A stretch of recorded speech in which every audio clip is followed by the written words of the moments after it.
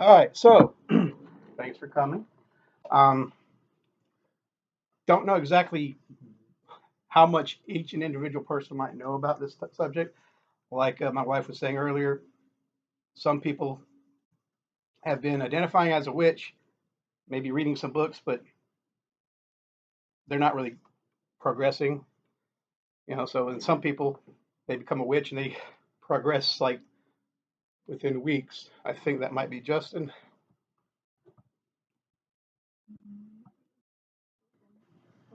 Okay, so I'll probably edit that out. Now, all right, so do you, on a quick scale, how much you guys randomly know about the elements?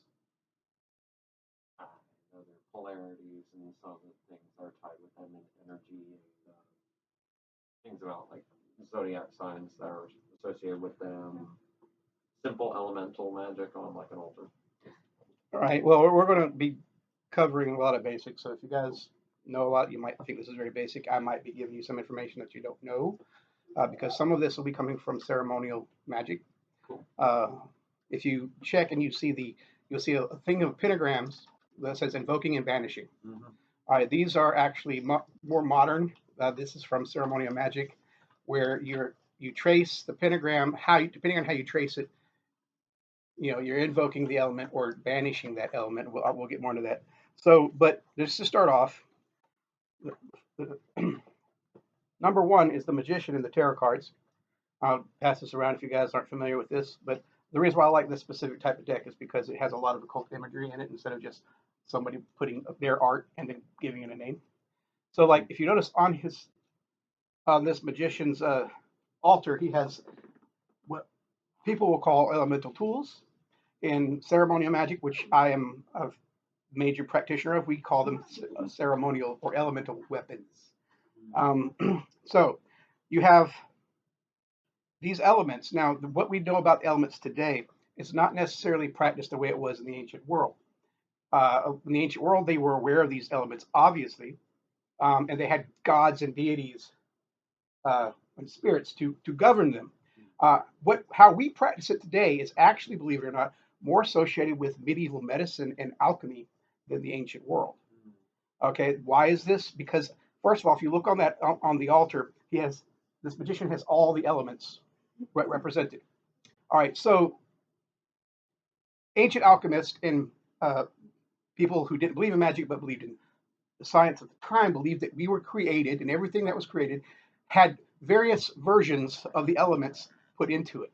So humans would have the element of earth representing the bones, blood representing water, the breath, obviously, yada yada. You get the point. Later, these elements were also associated with various five senses.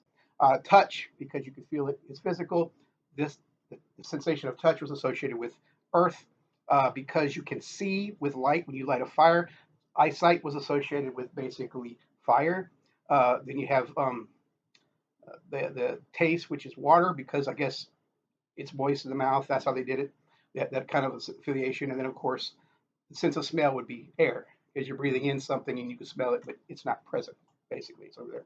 So you have these five elements, which also worked in the way they did medically. Like for example, my sister, she got a severe car wreck not too long ago, well, actually a couple of years ago, and she lost about 2 inches of her leg bone. Okay, so in order for her to walk, they have this metal plate connecting both parts of her bones, and they were expecting the bones to come together and mend. That did not happen. So she basically has a gap in between her foot and the metal plate and so forth. Um, so I decided to send the element of earth to help try to facilitate growth.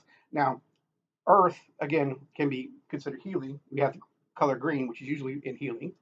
But what I'm pointing at in this is that when you do elements for healing, it's good to use the main one, which is very popular, which is of course earth and water. But if you're uh, healing the body specifically, not only are you wanting to get the healing current, but you also want to make sure that you choose the right element to represent what's wrong. So bone is represented by earth. So her bone wasn't growing, and earth stimulates growth. So I give her a general blessing with the element of water for healing, and then use the element of earth to grow her bones. Story short, about a year after no bone growth. Now she mysteriously has bone growth going out about a half a centimeter a year. So it's still going to take a long time before the bones mend, but there you go. So magic concept. So if you're going to do something, be very specific. All right, so we're going to go into the elements real quick. Now, I mean, we're going to be talking about some circle casting too, even though this is not the class for it. But I'm going to pass this around. This picture here, all right, it's kind of off center, you know, instead of being at the point, they're in the middle, but it's the best one I could find at the time.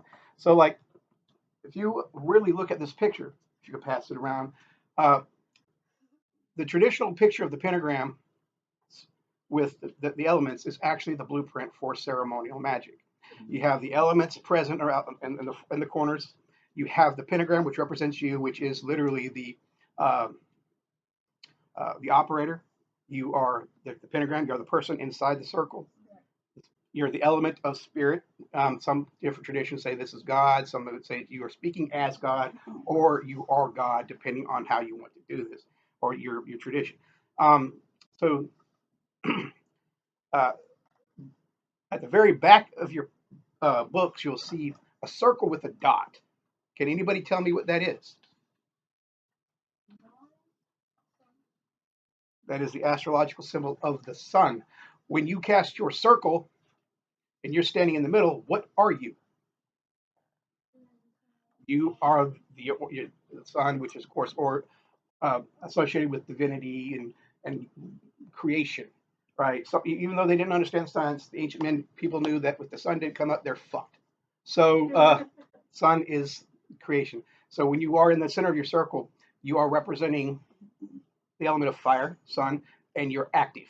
You're actively doing something to create, which is exactly why you have the four elements on the altar. Because, like I said earlier at the beginning, they understood in their mind that everything on Earth was created by the 4 to 5 elements, depending on how they're using it, in different proportions. So an animal with an exoskeleton is mostly made out of perhaps water and earth because you have the squishy inside and then the exoskeleton. Humans, they give off warmth, metabolize, fire. Of course, they breathe, yada, yada, yada, as you see the symbolism, right? All right, so I'm going to pause this right here and get me something to drink. So, anyways, yeah, so you're acting as the divine creator. You are the sun, basically, um, which is which shows that some of the importance of why casting circles are important. There are several traditions that do not cast circles. Justin, he's on his way, but he is a practitioner of hoodoo and Appalachian magic. They do not cast circles. Appalachian might, I think they do, but hoodoo practitioners usually don't. They get around this by usually having a certain place that they work their magic, and it's already pretty much blessed and set apart. So they basically have a standing circle constantly, even though it's not necessarily a circle, but the concept should translate. But anyways, we're not talking about circles there. We're talking about elements. But when you draw the elements into the circle, you're basically creating a mini universe where you're the creator and you're pulling in the elements to create shit. So this is the secret of manifestation while you're in the circle, which is one reason why Western occultism does. It's high magic is pretty much nothing but layers and layers and layers and layers of sympathetic principles into some elaborate ritual. Go ahead.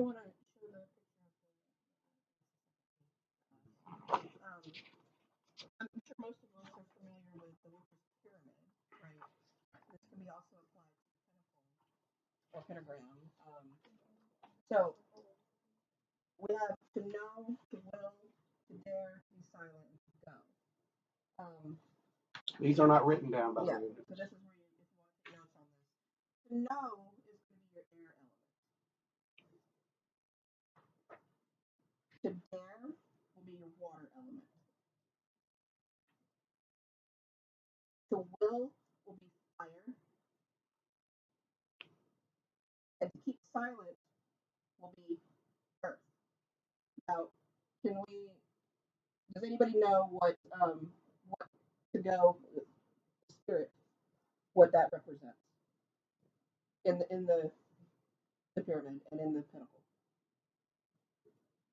And I just said it a few minutes ago.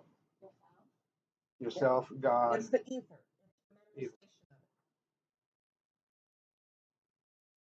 Do we? I don't know. Again, we know everybody's different levels of this, but who does not understand the basics of what the witch's pyramid or pinnacle represents? Why we say these words? I've never encountered. Okay. The reason for this is, and I'm not going to say it in a rude way, but I'll have to say it the way I say it. Those who truly practice their witchcraft and know about the power of witchcraft and manifestations and working the elements, working the magic, working the energies around you, you go by this, as you say, creed. You don't share what you're doing. I'm sure you've been on Facebook, Instagram, TikTok, everywhere else, and people are telling you and even showing you what they're doing. They'll say, "Look, I'm doing this spell. Look, I'm doing this candle burning," and they will show everything that they're doing. This right here breaks a lot of this tradition because you're now sharing what is supposed to be for yourself. It's your manifestation of what you want. It's your spell. It's your secret. You are not to talk about this and share with others because you don't know who's reading on this and who might be counteracting with you just for shits and Or giggles. trying to get you in trouble because you're a Yeah. witch. Obviously, this is So a survival practice. exactly. And true witches that understand this concept will know you don't show your magic online or with others unless it's trusted. Like here in our coven, we will share with one another because we trust one another. We are like a family here. So if Lance were to say, I just did a manifestation for a job I really, really want, I want to get promotion, Lex knows they are protected here. We're not going to work against them. In fact, we'll probably say, would you like us to do something to help enhance that for you? And now we work together. But we're also not going to go around and say, I just did a spell for a friend of mine and blah, blah, blah. Because somebody might not like the fact that you're doing a spell. And And now they're going to cancel that shit out. yeah, so, and I believe it was Eliphas Levi that 18th, 17th, I can't remember what he was the occultist that drew the famous picture of the Baphomet. He was, I believe, the one that first made this correlation, which is one reason why we start with the elements the way they are set. Of course, other traditions which influenced this decision is that a lot of religions face the east, right? And if the first one is to know, you got to know your craft, which is air, which is one of the properties of air, knowledge. And then you move clockwise because the sun rises and moves clockwise through um, uh, the sky. So, of course, you're moving clockwise. So you're manifesting the day. You're manifesting. When you pull down a circle, usually you go widdershins or counterclockwise to demanifest things or to bring down the circle. All right. So, were you done on that, or what? Well, you know, they were just kind of bounce off each other. Like the know we already said it's the knowledge. Will is going to be speaking and moving that forward. That's your fire element. That's getting that going. If you look at a flame, what's it doing? It's burning. It's sending its energy. It's moving. It's not sitting still. Your air is the water. It's basically you're defying fear. A lot of us have fear of water. People have fear of drowning. So this is where you're going to concentrate and make sure you don't have that fear that's blocking you. You can block your own manifestations if you have fear. So you want to make sure to have that element work for you and not against you. Be silent, of course. So we said that's earth, and that's basically the silence of what you're doing, letting that settle. What does the earth do? The earth, for the most part, most living. What does lightning do with lead? It sits still. With The earth lightning? pretty much sits still. Grounds. It's grounding. Silence. I think someone just pulled Yeah, it. that's I just. And to know, that's your ego, that's your manifestation. That is you. That is you moving and putting all this together. I'm going to pause right here, Yep. and then we'll pick back up. Okay. All right. So before we move forward, does anyone have any questions about this and about what each element represents on the witch's pyramid? I do have a question as to why it's referred to as a witch's pyramid. I'd have to show you a drawing, but if you imagine you're looking down at the ground and you've got your four corners, right, and then you go straight up. Oh, okay. You are creating the pyramid. Okay. So you have your four corners here. Go straight up into a point. That is your pyramid shape. And for those of you in the Wiccan tradition or those who do not know about it, when you're in a circle, that little dot that we had with the sun would be cone, the cone of power. My pyramid. They got it. Yeah, the four If you need a elements. visual representation, You're in the middle of the four elements. It creates a pyramid when you draw it up, which is pyramid. All right, so okay, so on this page, you guys have probably already know. Now these got their position, okay, because of the saying we were just now talking about. You know, starting here at east, air, you move over to water, which is west, and then south is fire, and the earth is north. Now on the pentagram, I think I included the. Here you go. So, um, and the four-quarter type thing, if you're looking, they are positioned also expertly with feminine and masculine on each side. Now, when I say feminine and masculine, these are some archaic terms in today's way of expression where everything has sex. Magically, we are not talking about gender identification per se. We just made it simple, the ancient world, because they just use gender. But it is currents of power. So nature, if you have something pushing, you have something pulling, or something moving forward, you have something moving back. So projective, like sex, the sun projects its sun onto the planet. The planet receives it and creates life, which is when you receive a man, if you're in a heterosexual relationship, you are receiving, and you're receiving, and then you're going to give birth. That is one reason why Earth is identified as a female, and why the sun is conceived to be masculine in most cultures. My favorite female sun goddess is actually the Japanese goddess Amaterasu, which is the main goddess of the Shinto religion, if I can remember correctly. Anyway, so you have its descriptions. You know, you have the moist in between from water to air. So each element, so air would be kind of, it could be dry, but maybe cooling, like being moist. And as you move around the pyramid, now you see the quarters. Now you'll see little pyramids here. Okay, you have the one that's up, the points up is masculine. Be perverted about it. Now why? It's pointing up and projective. The upside down triangle would be feminine because, well, again, being kind of sexual. If you're looking at a woman's genitals, with her legs closed, it makes a little triangle. Now, when you overlap them, you get what's called the Star of David. You have the six-pointed star. And basically, what this is the acknowledgement of both masculine and feminine coming together, uh, which is a blue planet in a different discussion about esoteric interpretations about, like, say, Christianity. But even about that, going about what my wife was talking about, to know, to do, to will, to know, to dare, to will, and be silent. Jesus actually covered that, believe it or not. So when you pray to the Father, you go in secret and pray in silent, and He shall reward you openly.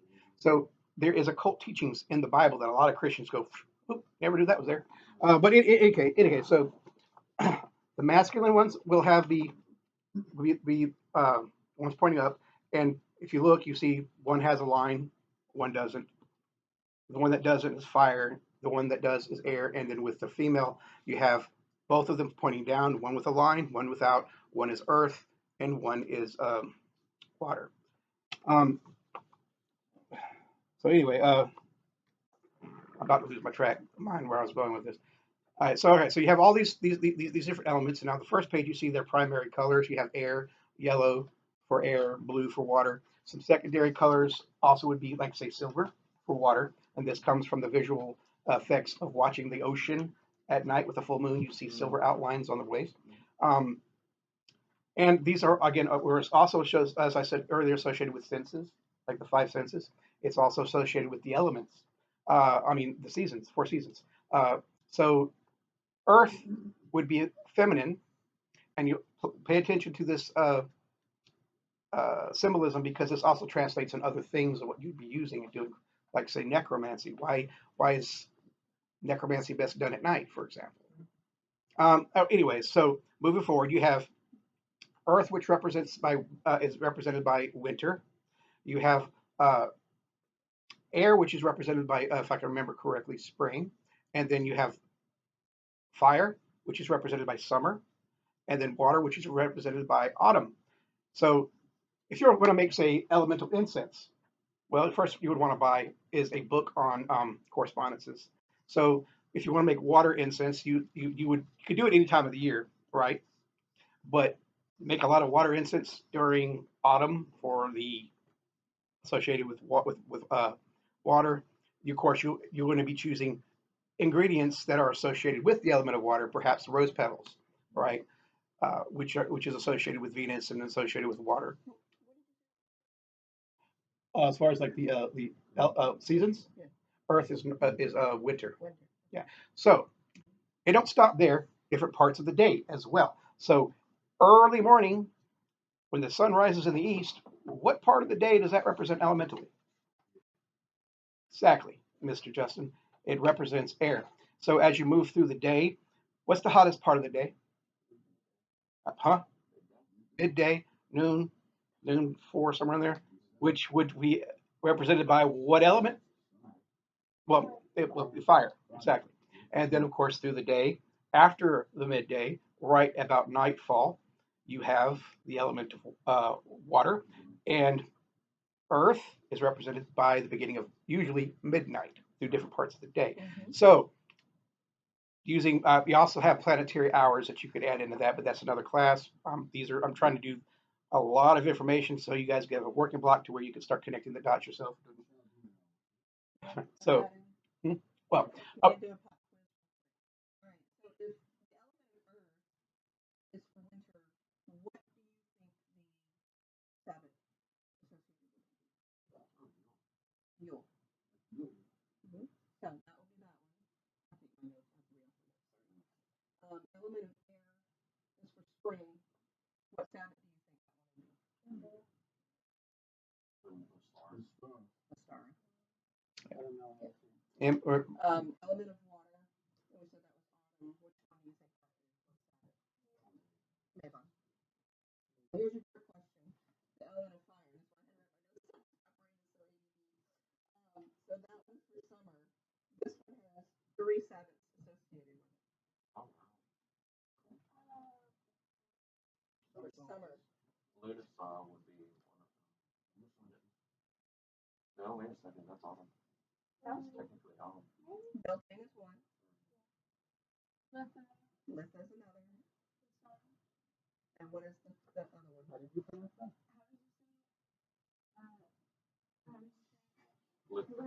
No, not Lunasaw.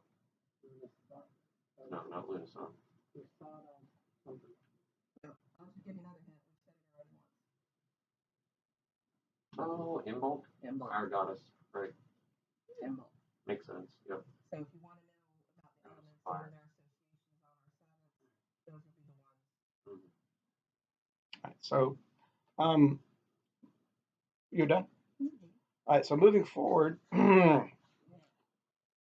just to give you guys a hint. Now these are different correspondences will definitely exist.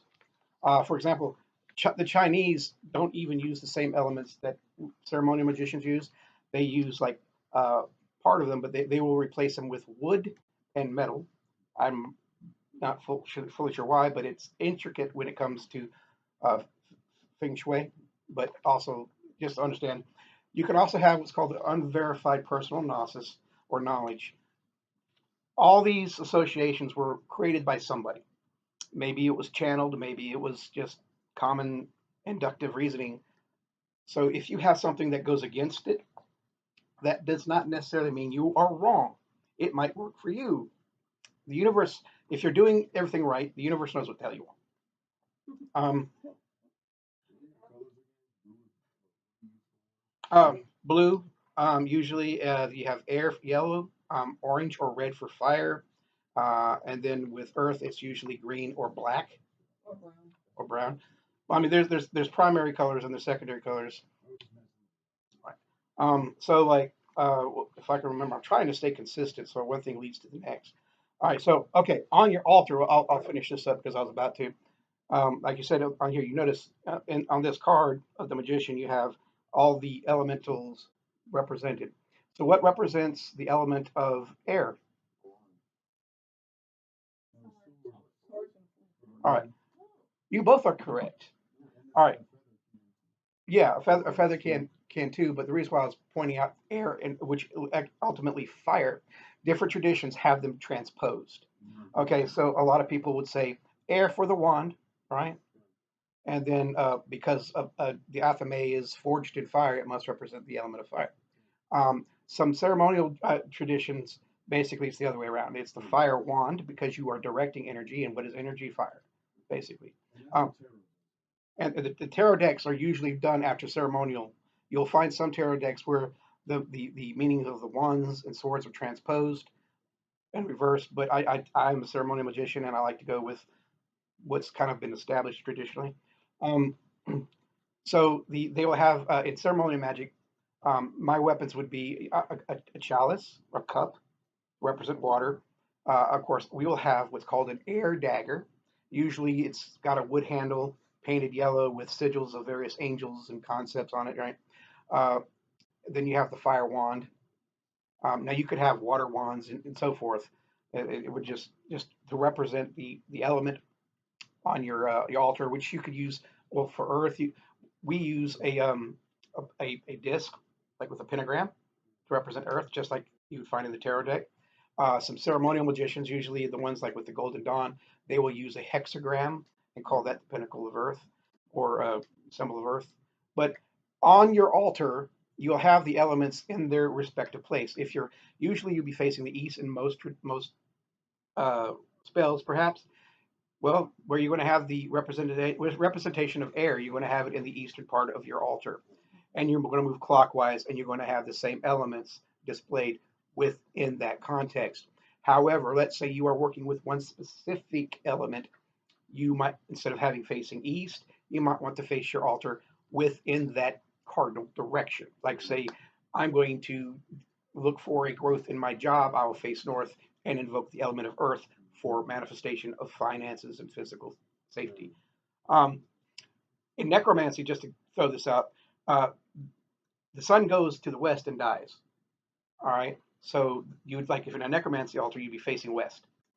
Okay, to help get in line with the concepts and the energies of death, which is one reason why at night black the earth is associated with that time of day.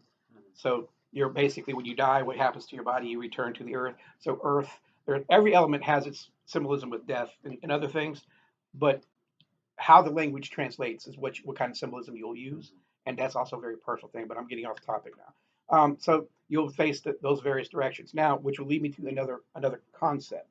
If you go to the page where it shows a bunch of pentagrams being drawn in different directions, we're going to be talking about something relatively new, started in a couple hundred years ago, or about 100 years ago. It's called the banishing and invoking pentagrams. Now, when the most popular ritual about this is done, if you practice ceremonial magic or not, you've probably heard of something called the LBRP, Lesser Banishing Ritual of the Pentagram. Now, sounds good. It's slightly, believe it or not, misnamed, um,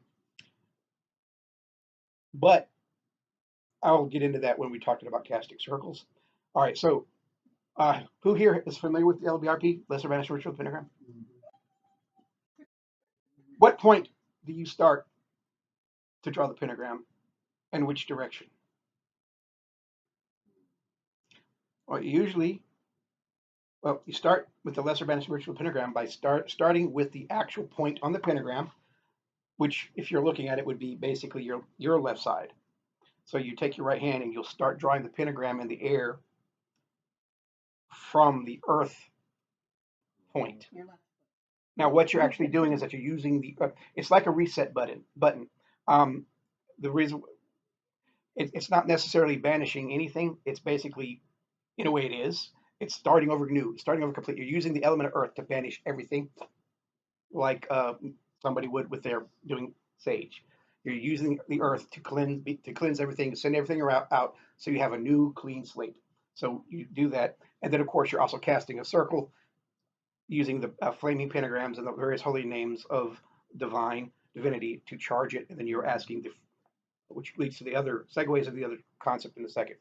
All right. Um, Now, if you're banishing by starting at that point, because symbolically you're starting at that point and you're doing what with your hand? You're moving away. You're sending it away. You're banishing. So if the point directly, if you look, it's always on the top line of the pentagram, right? So you're banishing. So if I'm doing the banishing of air, where's air? Well, air will be upper left, and I'll start from there and go to the one directly across on the top line. Now, this is important because it's going to switch in just a second. And I'll finish that. So that's how you banish your elements. This could be done if you don't want a certain element to, say you're at the beach, but you're doing a ritual for what's not, okay, well, business, all right? Well, that would be more of an element of earth. So if you're wanting the in between, but you're wanting to don't want the water element to influence an emotional tie to the job or whatever, you might want to do a banishing of water because there might be too much water. I don't use these very much unless I'm invoking or banishing that specific element.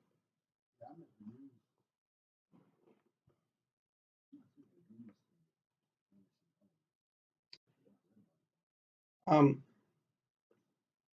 so again, remember it's whatever point it is, and you're drawing the pentagram. You go to the next point. That's banishing. Invoking is actually exactly that. You're invoking. You're bringing that element into.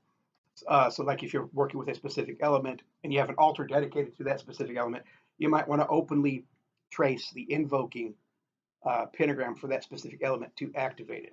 Now, why am I using that instead of um, you know invoking and banishing? It's because spirit is invoked differently. Spirit, which is the top of the pentagram, right there. You don't start from that point. You start from the bottom. Now you can't banish divinity. You can't banish God or whatever concept. It's universal. It's everywhere. Therefore, it's always present. You can't banish it. So now you have active and passive. What do I mean by this? Well, some Christians will say, and I say this because we have a Christian practitioner, for example, who they were like, God is always active, or God's always present. So they don't might not be able to wrap their mind around it. I think Justin does. I don't know how I'm going to explain it, but when I tried to explain it, they had this problem. All right, so what I mean by active and passive, you're here, you're actively doing something. You're attending a class, right? When you go home, you're at home. But if you're sitting on the couch and not doing anything, what are you doing? You're being passive. So, and again, the fireman element of fire is active and action. That's why when you do the active pentagram for spirit, you start from that point. But the points here are actually at the bottom instead of the top. So if you're at the bottom and you're at the top, you're doing a earth pentagram. But if you do it on the bottom line and draw the pentagram there, you're not doing earth, you're doing spirit. And earth would be passive. So if you're trying to activate spirit, you would start from the fire point and make the pentagram at the bottom line instead of the top line. Instead of going from fire to air, you go fire to from fire to spirit, you go to fire to air underneath. Okay, and of course, depending on the element, tells if it's active or passive. Which we're moving into the similar thing part of since we mentioned the LVRP. As we've said that there's gods, there's spirits associated with the elements. Some of these names are going to be really weird. I think I didn't have that one, so I'm just going to go off freehand. So write your notes. All right, so you have the elements with the four cardinal directions, and you have spirits, you have gods. So if I'm going to be working with the element of fire, I might invoke Bridget. She's a fire goddess, for example. Um, but in ceremonial magic, you often tend to be God when you're speaking in within or goddess, depending on whatever you're that circle, right? And you're chanting holy names. And a lot of the reason why this is relevant for Wiccans is because most of Wicca is modern, created by Gerald Gardner, and he actually, or whoever taught him, if you believe that he was taught by the Black Forest Coven, pulled from ceremonial magic. So ceremonial magic was usually practiced in the Middle Ages by rich people and people who could afford all kinds of weird, elaborate tools.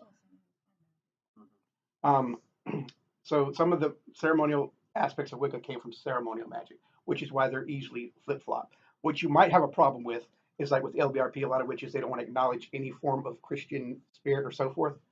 Right. But in ceremonial magic, most of the people practice it were Christian, believe it or not. So um, they got four archangels that represent the four elements. Right. Witches will tend to just call them watchtowers or general spirits in general. According to my, I mean, that might be different elsewhere, but here in the witches that I've talked with in the South, they Element of water is let my wife move from here. Continue. element of fire, which is like sorry, I'm not gonna element of air, just you know, element of earth, yeah, So, um, and again, you don't have to believe in the deities in order to invoke them, because there's a lot of witches that are atheists or etc. You don't have to believe in the deities for this to work. It's basically kind of like saying you're channeling it through something that has been created by others. a thought form It's a thought that form. represents the actual thought that might be so vast. So that's why in almost every religion you always have, Jesus saying, "I am the only way to the Father." Or then you have, well, the priests are the only, or priestesses are the only way to Artemis. You always have somebody, you have an intermediary. So when you have speaking about the true divine, you have butlers or waiters or waitresses, depending on however you want to look at it, servants, spiritual servants for the divine that interact with you as a third way between. So this is a running theme through most religions. Um, in any case, I don't want to get too off subject about something else. But yeah, you could just call them elements themselves, which actually is segueing what I was trying. I just lost my thought. Justin made me remind. All right, so the names of spirits and the elements are usually associated with fairy folk, right? Depending on which culture, doesn't matter. It doesn't matter to me if they're fairies or considered whatever. They do have ceremonial names, which might sound weird or don't know why. For example, I'm going to start with the element of fire. The spirits of fire might be fairies, but their official name in ceremonial magic are salamanders.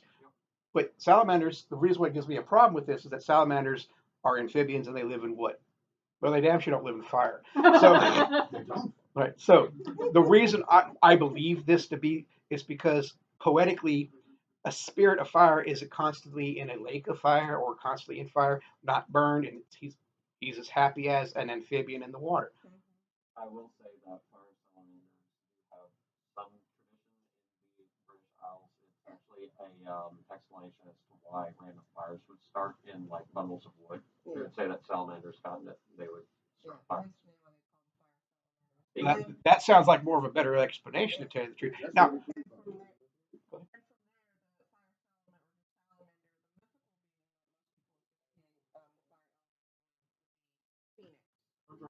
Yep. It's even theorized that some fire salamanders are baby or infantile dragons. it's a good way of looking at it. Ceremonial magic, no magical system came out of a fucking vacuum. There's something that influenced it from something else. So remember, magic is a practice, and just like a medical practices change or get better and get better techniques. That's one reason why I say some of the things that are be using would be like the invoking and banishing of pentagrams. That did not exist in the ancient world. That is more of a modern concept, maybe not too modern, but several hundred years, maybe 100 years old or something. The Golden Dawn actually helped pioneer a lot of the ceremonial magic. Yep. So it could be just over 100 years old. Some of these techniques. Um, okay, so air elements are Siths.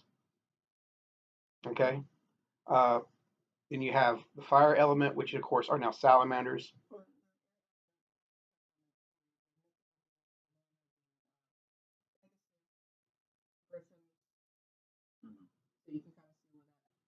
Right. Weems. Did you want to do this one since you have your notes? Sprites. Sprites are also good air fairies to work with. Okay. Sprites. For water, you would probably talk about nixies or giants. Undines are for water. exactly, which is the water elements. I mean, even though they might have their own classification, like uh, Ash was saying, colloquially, just like Justin's a black gentleman. What is he called? It's called American. Um, I don't know your ancestral background, but what are you? Are you them or are you an American? Right. So when we have these, look at it this way through cultural way we see things. If an element being a nation, the members of that nation could identify as anything they want, or that they are. So I identify as a heterosexual white man. Justin is a black hoodoo practitioner. Um, uh, Ash is and Rowan are well, they identify themselves as a she and they and them. Lex, I'm sorry, I forgot. Same thing. So, but we're all fucking Americans, regardless how we identify ourselves. So you have different spirits that might say, I, I'm drawing a blank. What'd you call them? Oh, Nixies or whatever. But colloquially, they are the water kingdom. So think of these names such as salamanders, sylphs, undines as the nation that these entities are from, regardless of how they identify themselves. And That's a good way to look at it. Undine, the Latin word, which means wave. So that's why I learned something from my wife that just now. I didn't know that. Oh, very cool. Stacey cut out. Very, very cool. And The- these are just, I mean, I don't really, when I use the elements, I pretty much just use the angels that represent them to me because I'm comfortable with that. These are just extra things for you guys to understand that know that it exists and you guys can do your own research because in many traditions, people would, like in the ceremonial traditions, a lot of ceremonial traditions would demand that you study one specific element for an entire year. Then you're taught how to create your elemental weapon, and then you move up through the ranks. And after you learn all the four elements, you start learning other in forms of invocation. I That's way. Mermaids,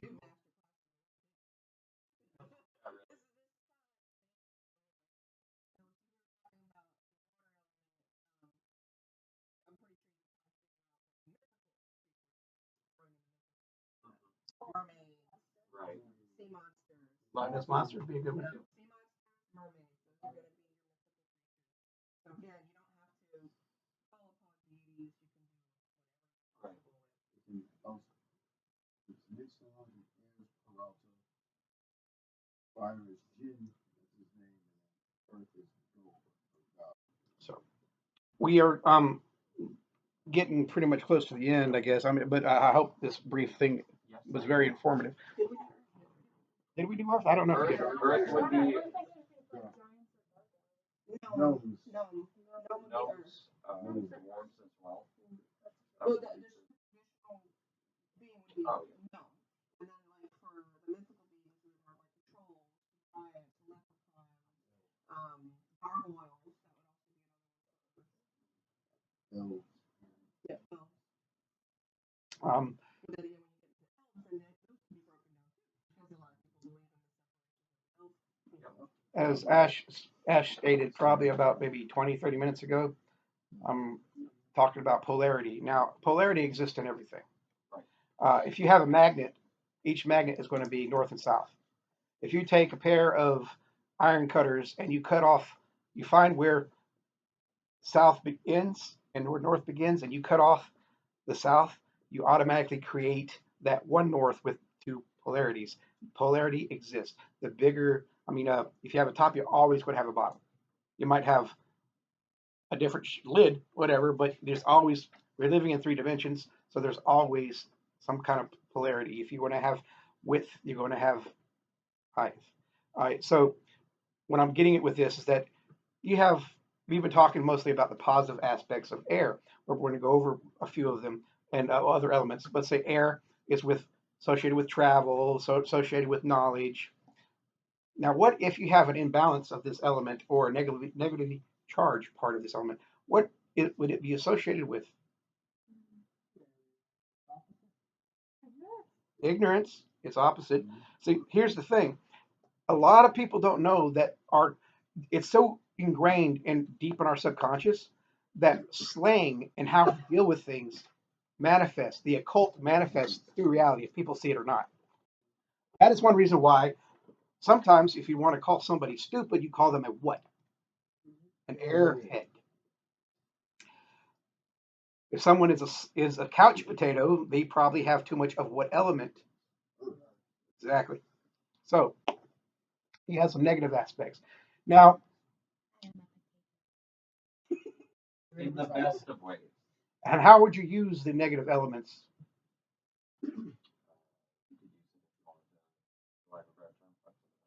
Well, yeah, you can use it.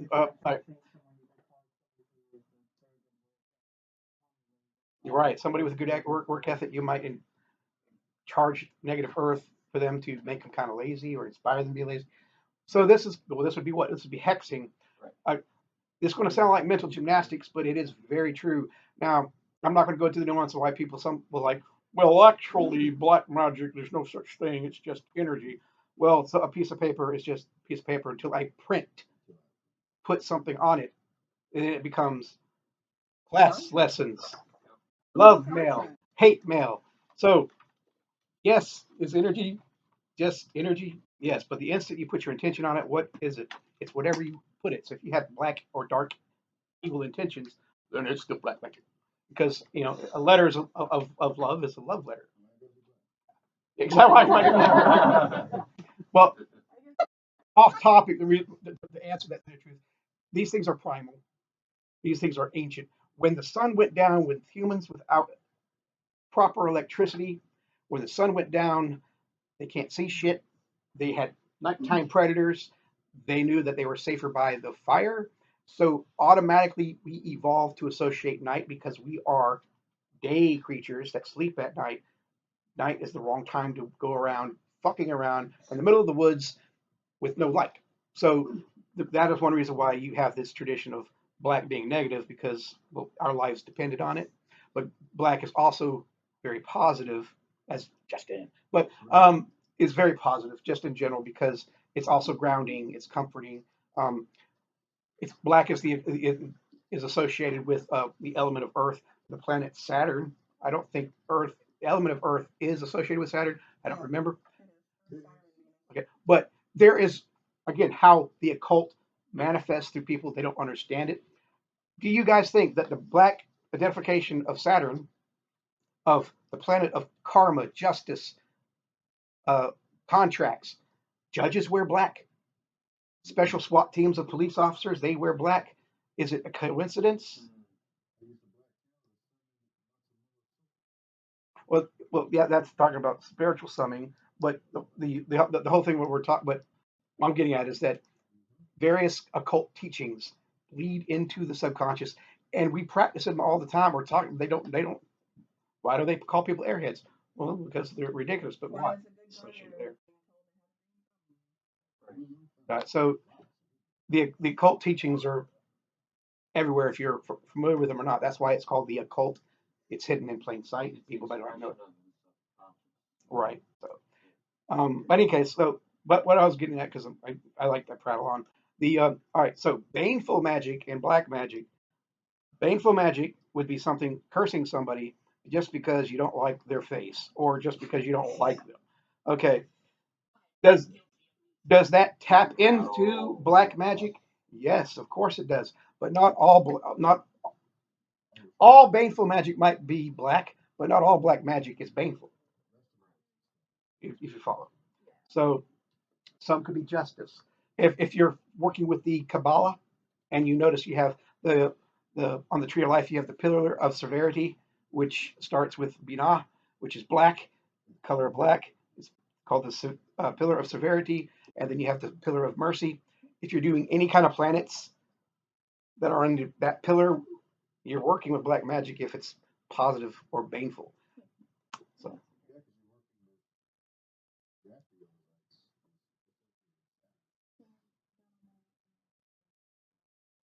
okay, um, so this is just basically a roughly an hour course of some of these associations. Now, again, we didn't go too into like uh, herbs and spices or whatever. Okay, well, my wife's doing that, Sweet. so take it away.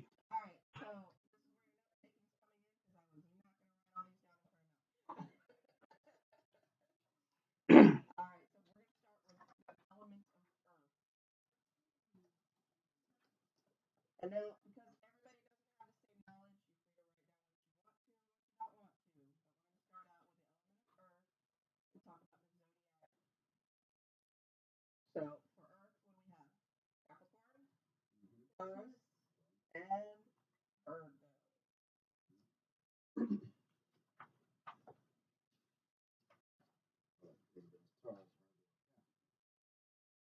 Okay. Sounds right. And I don't know if you heard me earlier when we were talking about the solar system, the planets that are associated.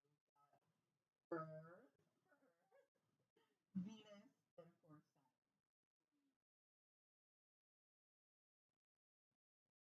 Okay. Okay. Now for numbers, I know some people do the number association. The numbers for Earth would be 4, 6, 8. Those Oh, are that your makes perfect.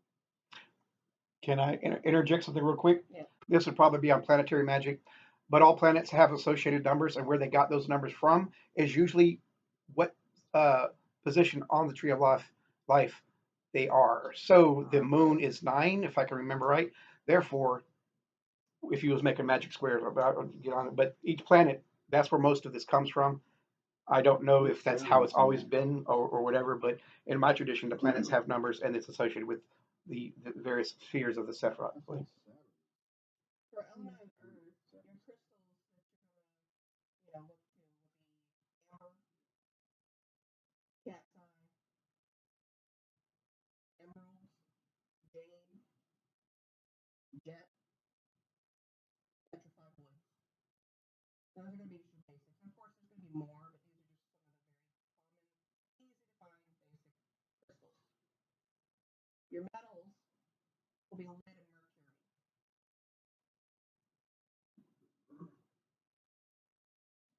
Now we're gonna go to the animal associations, and y'all let me know if we go too fast. I will catch this and It will be uploaded. Yeah, we will have the video uploaded, so if I go too fast and you forget, the right stuff down, we have badgers, bears, boar, the groundhog, give us another video. stag, and wolf. I really thought you were just gonna run with the bees. Yeah.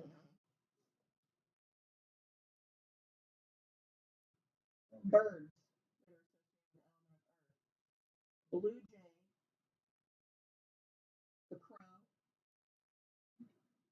the sparrow, and believe it or not, the swan. Swans are It can be. oh my I'm sorry, what were, you said there were 4, right? Blue jay, crow, sparrow, and swan.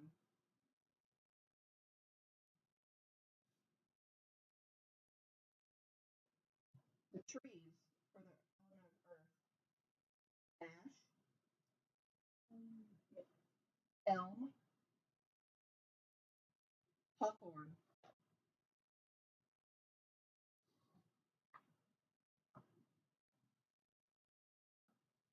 three easy herbs to use for the element of earth: patchouli, wheat, and vetiver. How do you spell that? VETIVER.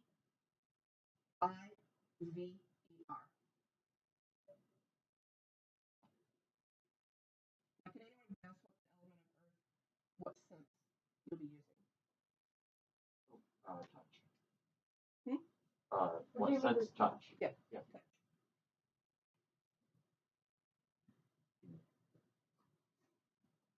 All right, we're gonna move on now to the element of air. The zodiac for air would be Aquarius, Gemini, and Libra.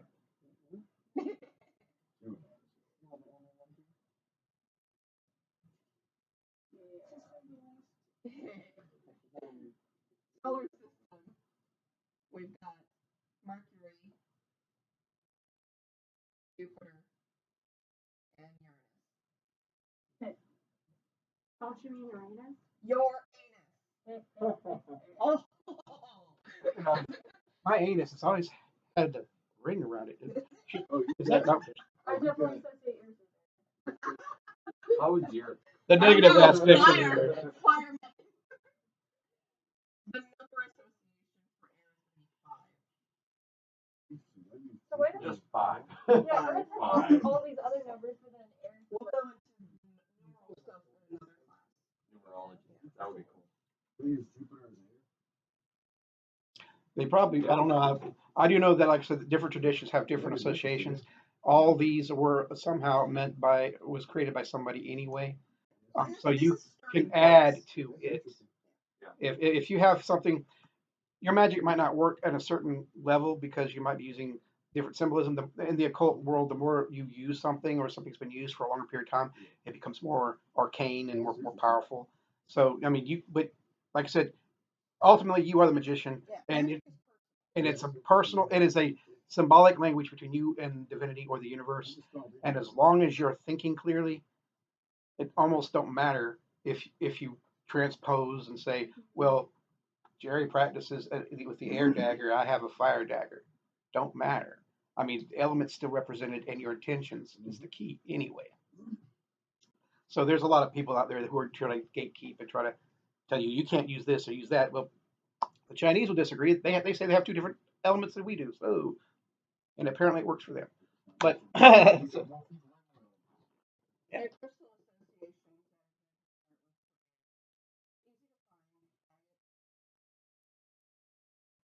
find. Is it rose? Opal. Really good too. Sodalite and tourmaline. And again, there's so many more. But I'm just trying to narrow it down to some really easy to find ones at local shops or even online that are affordable. It's like some of the crystals out there can be pricier because they're harder to come by. So these are just good ones that are nice basics. Your metals would be aluminum, mercury, and tin. And basically, how just a concept. If you guys are going to do planetary magic and you're trying to make a talisman or amulet with a specific planet, that's why you'll use.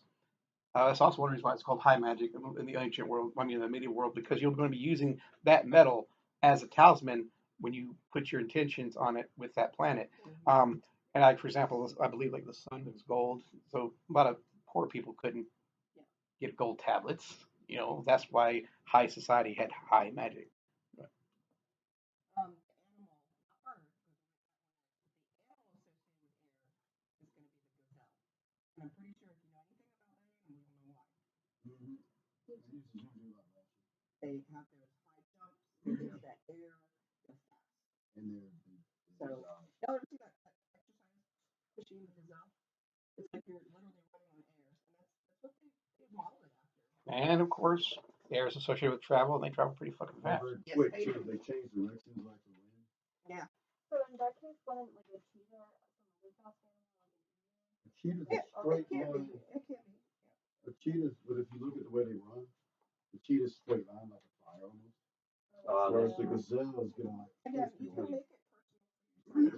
So if you visualize that cheetah as it there for you because it's so fast, it's so fast flowing and so forth, that's what works for you. That's that works perfectly for fine. them. But But because again, it's like a I said, this predator is starting point. and is aggressive, fire would probably be a better element to associate the cheetah with. So, I'm just, counter. Now for the birds, you're gonna look at eagles, hawks,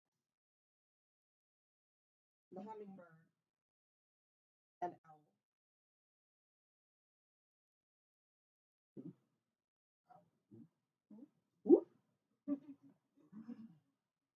Trees that are great for air: aspen, alder, and the birch tree.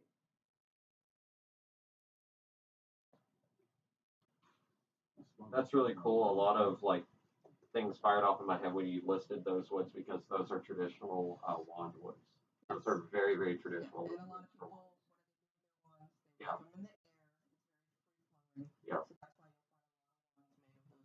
I imagine when you talk about trees associated with fire, a lot of things will fire off in my head. Oh, that's where that comes from. Yeah. Now, some really common use herbs for the element of air are going to be anise,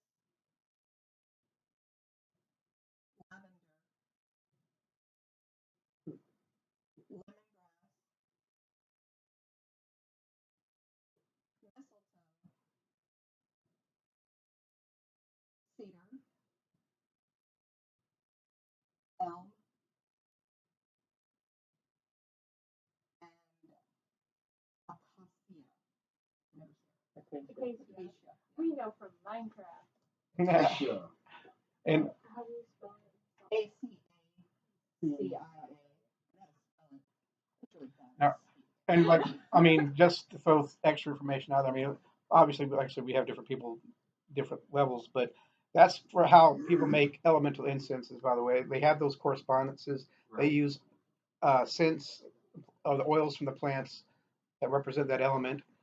Sometimes in some traditions they'll have an elemental number, and they'll make sure that they'll have that many ingredients. Like hypothetically, I don't know off the top of my head, but let's say five is associated with water, they'll have five ingredients with associated with water, made perhaps during the main part of the year that's associated with water, or done within those hours that we were speaking of to add more symbolism to that. But that's how that would be, and the same thing with oils, incense, you name it.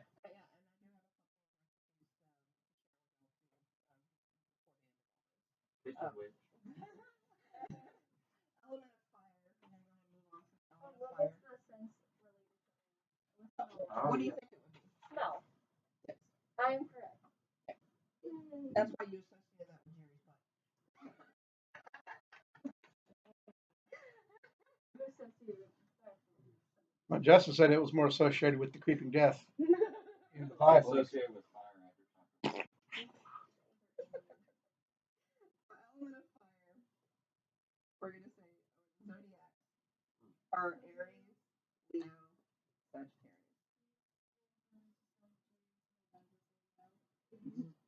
Fun time. I heard Cancer. How about that? Oh, you're right. Wow.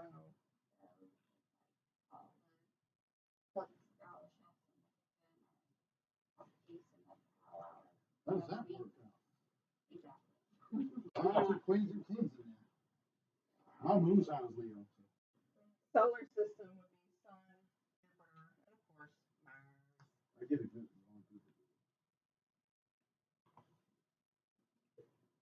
Good. So I'm not okay, I don't know. numbers 1, 3, and 9.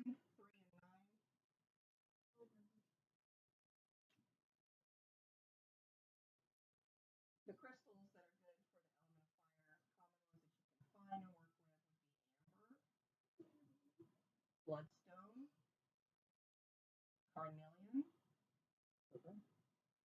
garnet, tiger's eye.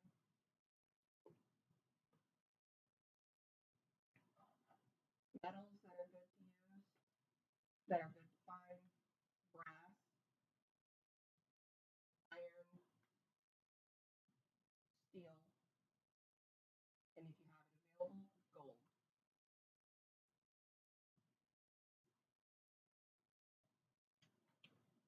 The element of fire, animals that are good to represent would be goat, hedgehog. What? That's awesome. They're cute. That's awesome. Horse, Oh, cool. lions, tigers, But not bears on mine. rams, chickens,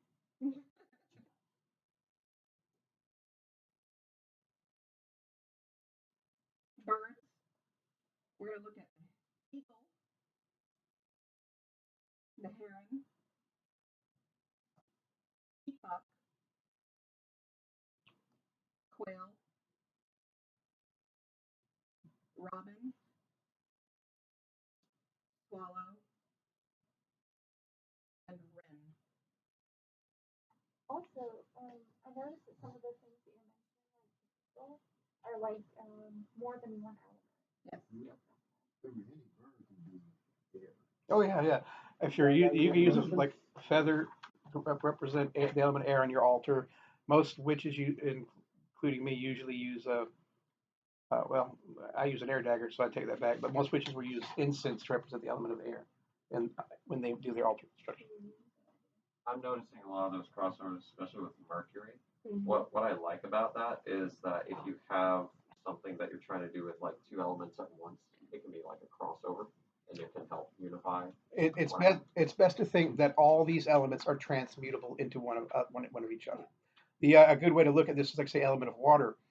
Element of water exists as a gas, air. It exists as water. Well, August water when it's frozen, it exists as a solid, earth, and when it melts, it's taken on the aspect of fire. To well, when it, heat expands. Oh, well, rock is what is symbolic of what? So if you have enough gymnastics, you could tie anything together. So, but that's why I'm saying take traditional. Most of these were created. These associations were probably created by I believe Cornelius Agrippa and his three books of occult knowledge from the old I think medieval days. So, but in any case, These are a lot of basics that I've taken out of my own practice that I'm sharing. That's awesome. Which is why I said you gotta make it personal, but I wanted to pull out some of the basic stuff, easy to find things, stuff like that. So for the tree, the three that I put down that are good would be oak, Hmm. thorn, and holly. Yeah, that thing is angry.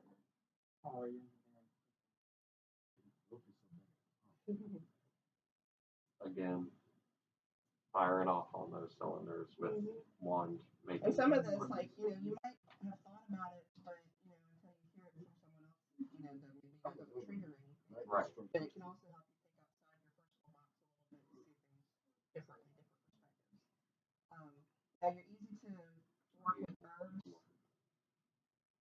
Easy to find herbs would be basil. Obviously, we all know cinnamon. my favorite fire Garlic. is stand on. Garlic is a really good one. Juniper and sunflower. Yeah, Yeah, during in bulk, I came like this close to giving like you a bowl of sunflower seeds to go for Bridget, but I split my brain. Now, what sense do we think fire is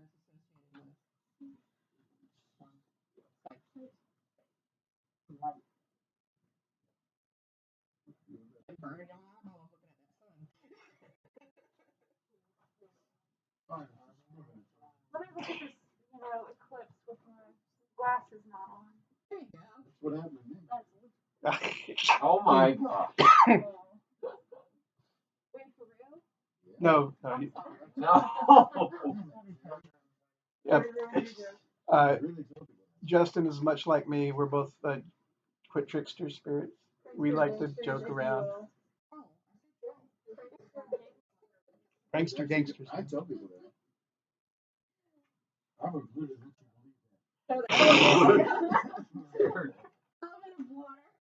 Zodiac symbols for that, of course, are Cancer, Pisces, and Oh, really? in. You didn't think of Scorpios born, but he did. Yep. She's almost a Scorpio. She was born on It- Happy late birthday. if you do the math on actually, it's part of the job. Oh, yeah. Happy conception. Congratulations for winning the race. I have. Yeah. Oh, You Lord. know the location. You know that. Oh my You know the god. specific What? region. Oh dear I'm saying, I have that same thing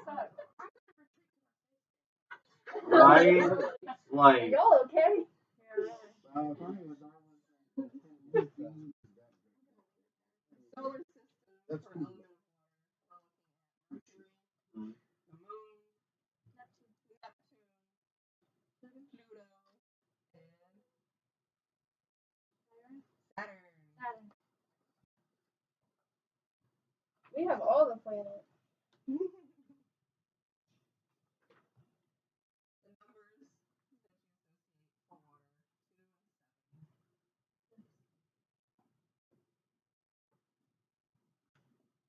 Good crystals for the element of water, easy to find. I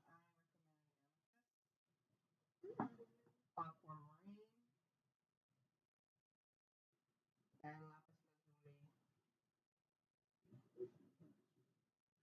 before I could ever say that, by the way, when I was younger, I'd be like, that's how it came out. I was like, can I have one of those? What's interesting is amethyst is also the birthstone for February, which is Texas. Opal is also the birthstone for October. Another way to match them up is to look at your stone with the zodiac sign. The metals that I recommend: copper, mercury, and if you have it, silver. Silver. I love how universal Mercury is across Yeah. these notes. Everyone I gets love that. Mercury. Remember, It can also kill people. Mercury is androgynous. And Mercury is associated with air and travel. Hermaphrodite. It's less associated with water because it's No. liquid. The magician. It's the magician. It's also Reacts to temperature. So it's The animals that I recommend for element of water, I associate with beaver, dolphins, horse, and otters. horse. Yeah, the god Poseidon in Greek mythology was actually credited as being created the horse. But you said horse and what else? Otter. Horses, of course, of course, of course. No. And Seahorse. The birds would be blackbird, dove, swan, kingfisher.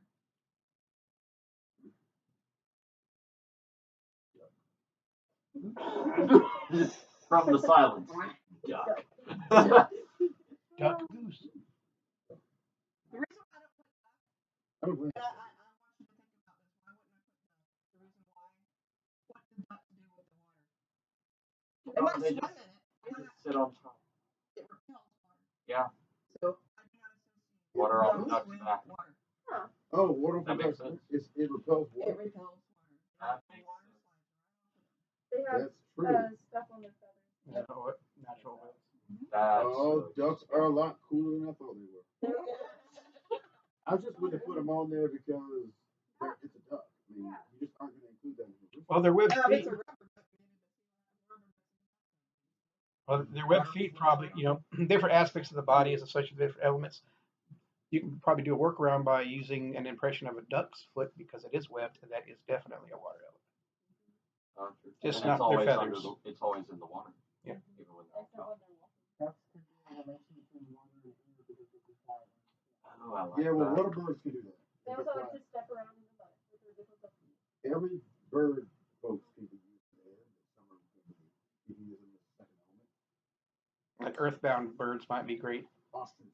to do with earth. Castle wind. Poor little fat chickens. Anyway, trees. I recommend the alder, hazel, and willow tree.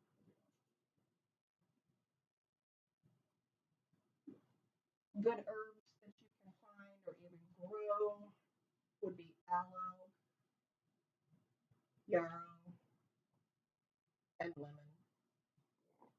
Lemon? Yep. It's considered an herb. It can be. Mm-hmm. If you use the peel Yep. and grind it up. Good It for becomes a herb. road opening. You curse breaking with it. You can even grind up the seeds if you It's very really want to. active. It's very energetic. Lemon in the grass, good for road Now, what opening. sense do we think for the element of water? Cheese. Exactly. Good job. You shouldn't have gone over this at first. Now we all know these things. We know you're a secret. Did I get all four? I did all Yeah. four, right? Okay. Yep, that's all four. Now I have recipes if you're interested in any of them. And if you want to use storm magic, you can call the electric eel and stuff like that. Oh, yeah. I know it. This is one that I use for air. This is an incense and oil. For the incense, use a handful of powdered sandalwood, a tablespoon of star anise crushed up, 2 tablespoons of dried eucalyptus leaves, 10 drops of lavender oil. It's a little fast. I'm Sorry. So, how much powdered sandalwood again? 1 handful.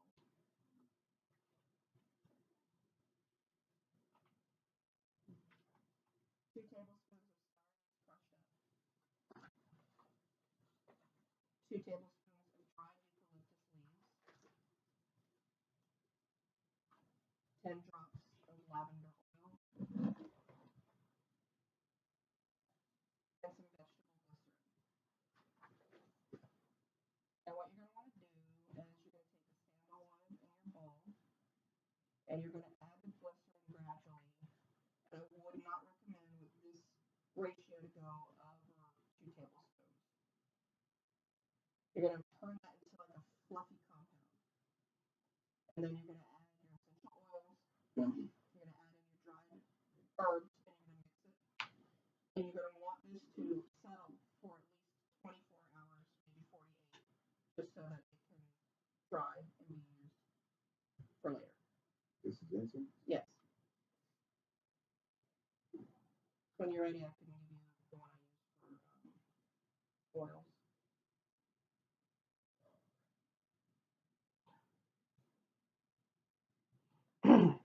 Now, I mean, a quick.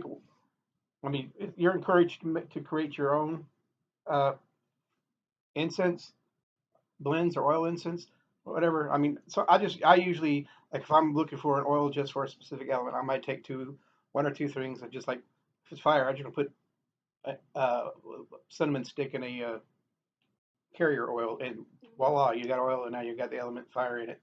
So they can be as simple or as complex as you like. Again, the more layers, in my opinion, the more layers you put and more effort you put, energy you put into your shit, it's always going to be better, no matter if it's incense or your love life. Just it don't matter.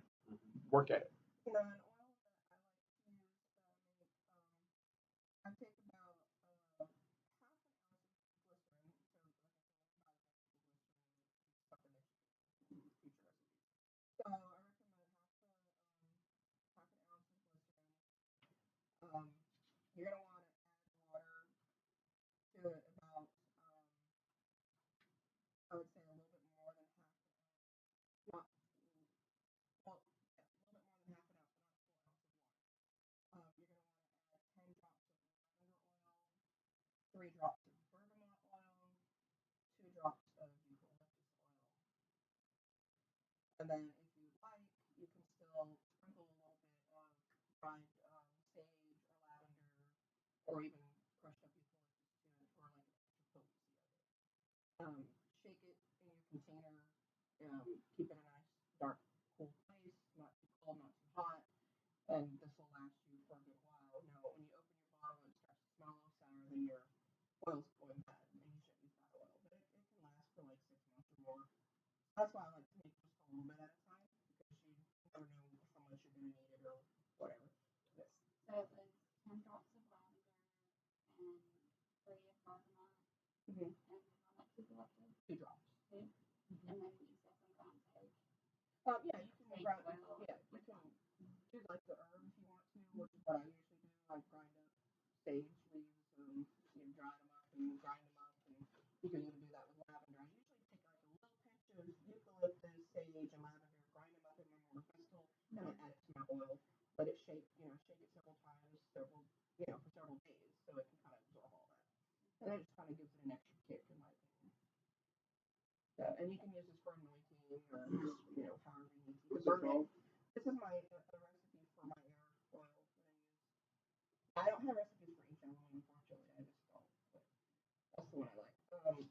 Now I do have 2 for fire that I really like that I'll share with you guys.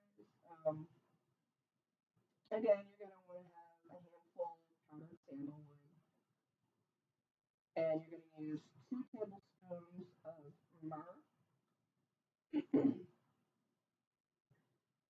dried up crushed angelica leaves, 2 tablespoons,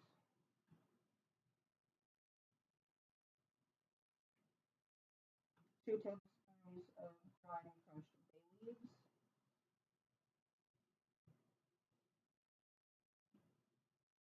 5 drops of bay leaves essential oil if you can find it. If not, you can make your own. Same with cinnamon oil. I need 5 drops of cinnamon oil. That's basically the same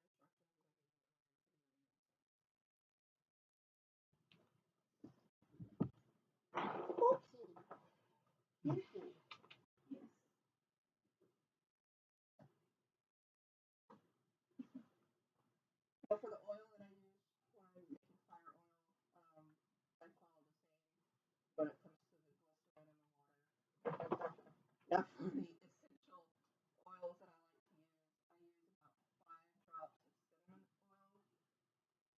5 drops of clove oil, 3 drops of my bay leaf oil, and then I just take the actual dry herb of clove and cinnamon, and I add that as I like, how strong the potency of each one. And again, you're gonna want to shake it up several times a day, several days, let it absorb everything. And I mean, if you like to with your oils, you can strain it, get rid of the solid material, but I usually don't. So that's optional. Anyway, so I thought I'd share those recipes with you. I hope you enjoy them. And of course, you can alter them to your own sense. So if you think it needs more eucalyptus, add more. If you don't like eucalyptus, don't use it. Oh, it's always a good cue. What's your goal? And if the smell that you're smelling makes you think of your goal, you're creating a great environment for that goal. So again, practice is practice. You guys hone your skills based on your practice. Uh, are we done with that? So we just do a quick, maybe Yeah. Does answer anybody question. have any questions? Is your air I have intention on everything I create. As I'm creating my incenses or my oils, I'm putting my intention in it. no matter so your air is Mm-hmm. are you just asking it, hey, if I need something airy, work with that, or are you saying I want intelligence? I'm just curious. And just depends on what I'm doing. How I do it is basically, first of all, I already invoke the element of air and address it. When I'm putting each ingredient in there, I talk to it as a guest Yeah. and basically how I expect it to act within my house or my oil or whatever. So I will say, cinnamon, bring me the elements of fire, uh, such as, and I'll list my what I expect of it. If I'm doing this, if I'm mixing cayenne pepper for goofer dust or some kind of spell, I mean, obviously I'm going to tell give me some uh, make my enemies hot foot or stuff like that. Yeah. But as far as I always tell my intentions about the element with my elemental incense, and I try to be open about it too, so I could not be so specific that this air element is actually more for travel than it is for communication. Exactly. Intentions. Like we touched earlier, it can be used in the reversal. So if you were to create oil and you want to basically stop the travel or stop the knowledge or whatever you want to do with it, you can tell it. You can Yeah. command it to do what you want. So it doesn't have to always work in that positive Right. That's what I was asking. Yeah, because So that's how you see how your tradition works. I yeah. was asking for you're just using the air, and then whatever you want air to do in that particular ritual, that's all of it. Yes. That's kind of what I thought. I wanted you to say. That's it. It's a little bit different. That's all. Leaving it somewhat ambiguous, I think, allows for more room of control over the element, both Okay. its positive and negative aspects. But you could, I was figured that was doing that. You can do that with an elemental or a planetary. Mm-hmm. You actually do that. That was just I apologize with my new work schedule. I didn't have time to get my recipes where I could read them for the other two. Though we'll try to do that in future class. I'll just remind you. But yeah, this new schedule's got me working from 4 to 1 a.m. You still with Amazon? Yes, so I don't Interesting get to question. bed until like 2 or 2:30, and then I'm just so tired. Is there any other questions? Okay, then the class is over. We can Okay, chill. enjoyed it. I think Hope you guys learned something, yeah? I hope even some of our seasoned people learned some stuff. I did. You talking to me? Yeah, you're amongst the seasoned people. Yeah, no, I'm just looking at Want to what do tradition. a couple What of tradition you questions? pulling from? Oh, sure. Um, Go ahead. I'm gonna do some. I gotta think of some quick questions. Oh, go ahead. For I guess random prizes here. Um, just let me know when you're ready. Yeah, you can do it. Okay. How would I use the element of fire in baneful magic? Who wants to answer that? To burn your enemies. Wait, baneful magic? Baneful magic. Curse your enemies, burn their house down. Right. I probably should have thought one more complex, but yeah, you're right. I would have hopped with you. So, like, Um,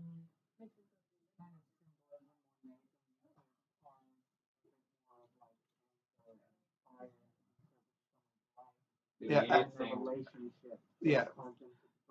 you think? So yeah, I tend to, yes, I practice black magic, guys, but like in my youth, I did a breakup spell for a couple that I had two black image candles, and I had them intentionally facing opposite directions.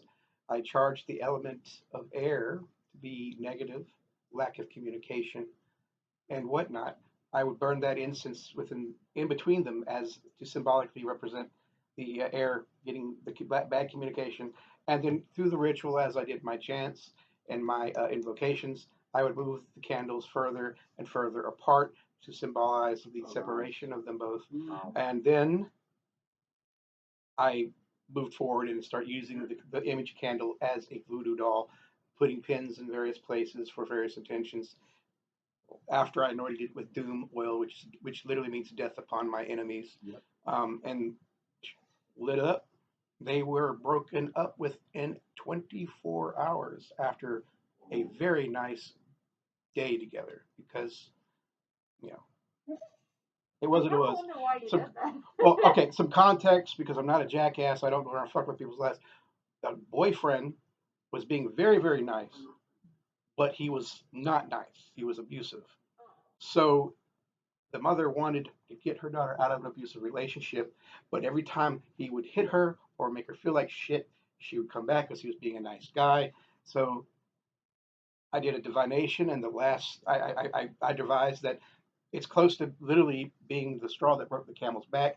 One more intense argument, it could have been over. It would have been over. She moved back home, where the mother used her influence to keep him away because she sometimes did not have the strength because she had battered wife syndrome or girlfriend, whatever. But eventually, yeah, after they broke up, that was the last final time. But he still tried to get her back, and was doing more warding. But so yeah, it might be considered a hex or baneful magic, but it's considered more of a safety kind of thing. So it's not as bad.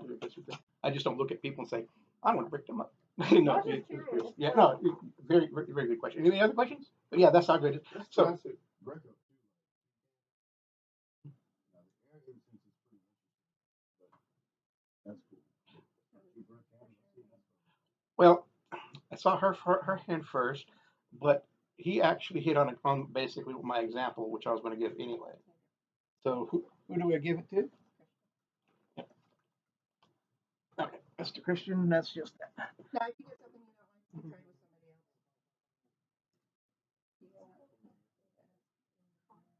with somebody else. Hmm? Yeah. Let's let them demonstrate it to me. Alright. Okay, does anybody here want to demonstrate the LBRP?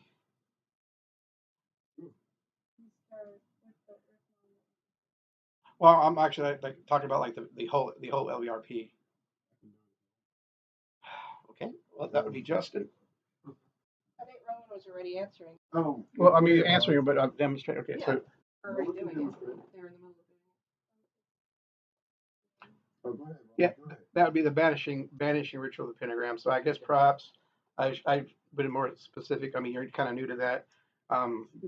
So well, I mean, you don't know how to actually do the whole I ritual. don't know how to do the whole ritual. Yeah. I just know the basic motion. Well, yeah, we covered that. So I guess the next would go to Rowan, I guess. But yeah, if you ever want to do the LBRP, so I don't have to, I'll be happy I mean, to let you do that, if you Justin. want to do the whole shebang. Oh, I was just gonna do it. Go ahead. I didn't You can hear that. I'm just gonna do it so y'all can see how it works. Okay. Don't be quiet over there, guys. Y'all can answer too. What What planet? you want to do, planet? What planets for Earth? What planets for Earth? Saturn, Earth, Saturn. Okay. Um. Yeah. I mean, the first person I heard was I'm sorry, I don't know your name. So I'm gonna pick Miss Jane because she just hearted out before, you know. And are you fairly new to your craft, or no? You're, well, I know you're new here. I just, like I said, we have people that are like been a complete beginner, haven't even cast a spell yet.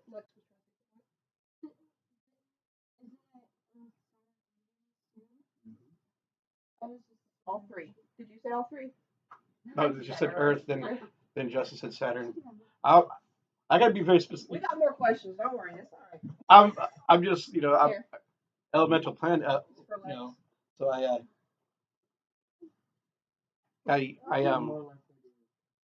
not expecting to use one all three, but anyway. If it planted. Well, anyway, I said she won something. I'm trying to think of questions what I could ask.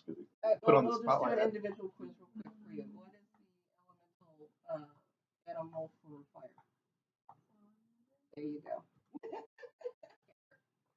Pass that one over. Yeah, these are from my old Halloween store. Sorry about that. And we got one more. I have a It's a bigger prize, so make it nice.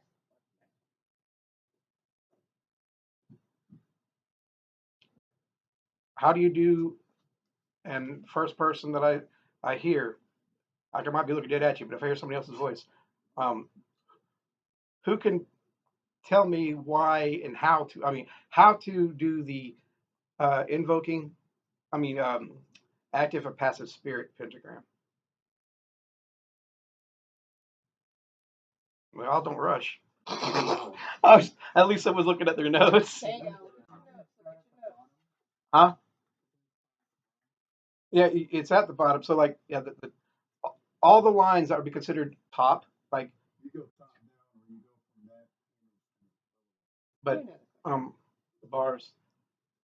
Anyways, You're gonna do the active. you start from the bottom row, bottom of fire because it's active, and passive is earth. So,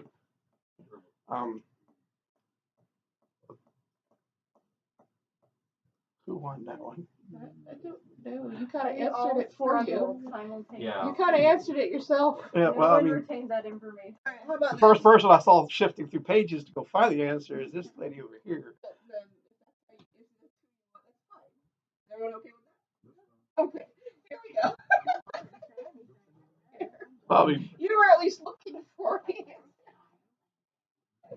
Oh, fun! What is it? I love it. Beetlejuice. Oh. Oh, Well, I hope everyone had fun. And we look forward to doing this again. Again, if you got something you don't really like, just talk to your friends and see if they want